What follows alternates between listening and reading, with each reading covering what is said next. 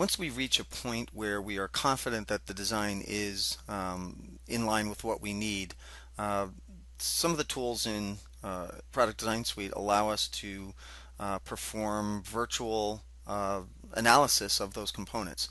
The stress analysis and dynamic simulation tools are perfect for that type of digital prototyping. Now, what we're going to do here, you'll notice that the first thing I did was split my, which is essentially a weldment, I split it down the middle. And we're going to go into the setup for the simulation. We're going to automatically create or define all of our contacts as being bonded. Now we can go in at this point, check our materials. We could modify the materials if we want. But what we're going to do right here first is add what is referred to as a frictionless constraint on all of those cut faces. Now you may be wondering why we're doing this. The reason is that because in parts that have symmetry, a frictionless constraint allows us to enforce that symmetry. I'll go more into this in a little bit. So let's continue on with adding the boundary constraints. So we'll add a pin constraint at that center pivot where this lever arm actually pivots back and forth. Now we'll go ahead and select a fixed constraint from the menu. Let's go ahead and apply it to those faces right there. And then finally we'll add the load itself that this component sees from the bucket. Now that's a bucket that's going to be fully loaded, keep that in mind, and we'll add the vector component for that load in the direction that the bucket linkage will place on this lever arm.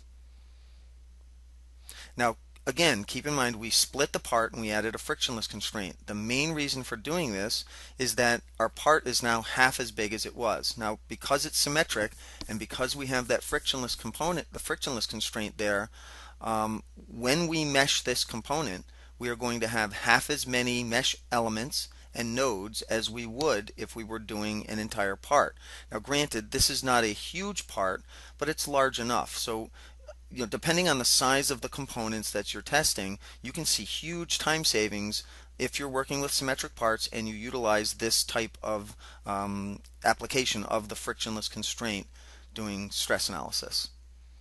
So now we'll compute our mesh, and you'll see that we end up with roughly 15,800 nodes. So you figure, or I'm sorry, elements, and you figure you would double that if we were doing the entire part. Now, this is a local solve here, and really this solves quite quickly for a local solve. So now we're able to determine whether or not the design as it is right now will handle the loads, the nominal loads that it will see during normal operation. So these types of tools, these types of digital prototyping tools in Autodesk Product Design Suite enable users to have a high degree of confidence that the design that they come up with and document is a design which is going to function and meet their needs for that assembly.